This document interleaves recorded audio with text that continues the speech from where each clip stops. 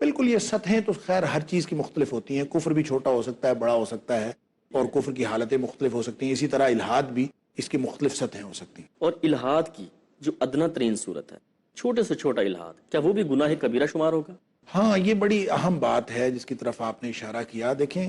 اس میں اس سلسلے میں ہمیں قرآن پاک سے رہنمائی ملتی کہ پچھلے پروگرام میں نے ایک آیت کا حوالہ دیا تھا سورہ حج کی کہ وَمَن يُرِدْ فِيهِ بِإِلْحَادٍ بِظُلْمٍ نُذِقْهُ مِنْ عَذَابٍ علیم، کہ اللہ تعالیٰ نے یہ فرمایا کہ حدود حرم میں جو کوئی گناہ کرے گا تو اس کو ہم عذاب علیم چکھائیں گے، دردناک عذاب۔ اصول یہ ہے کہ جس گناہ پر عذاب علیم کی دھمکی ہو یا عذاب علیم کی وعید سنائی جائے، دردناک عذاب کی، وہ کبیرہ ہوتا ہے، وہ گناہ کبیرہ ہوتا ہے۔ لہٰذا اس کا مطلب یہ ہوا کہ الحاد تو ہے ہی گناہ کبیرہ، کہ چھوٹے سے چھوٹا الحاد، چھوٹے سے چھوٹا الحاد ہوگا، ادنا ترین الحاد ہوگا، اگر وہ الحاد ہے۔ اور اس کا جو ہم پہلے بات کر چکے ہیں، سادہ گناہ اور الحاد کا گناہ، ان میں فرق یہ ہے کہ جو ملحد ہوتا ہے اس کے پاس اس کے پیچھے دلائل ہوتے ہیں، وہ اپنی لاجک پیش کرتا ہے، وہ اپنی عقلی دلائل پیش عقل کرتا کے دوڑے ہے، گھوڑاتا، اپنی عقل کو، اپنی سیانف کو، اپنی دانش کو،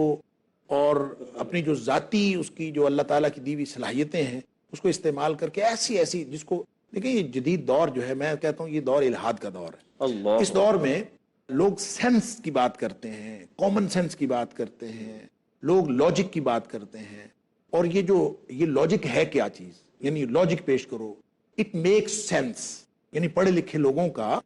یہ طریقہ، it makes sense, it doesn't make sense, اس کی سینس بنتی ہے، اس کی سینس نہیں بنتی، یعنی معیار تو پھر میری عقل ہو گئی نا، میری عقل سمجھے کہ اس کی سینس بنتی ہے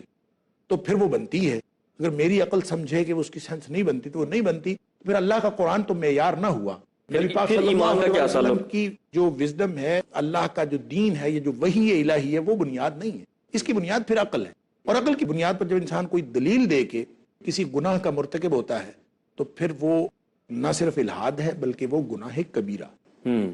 ٹھیک ہو گیا، ادنا ترین الحاد بھی گناہ کبیرہ ہے۔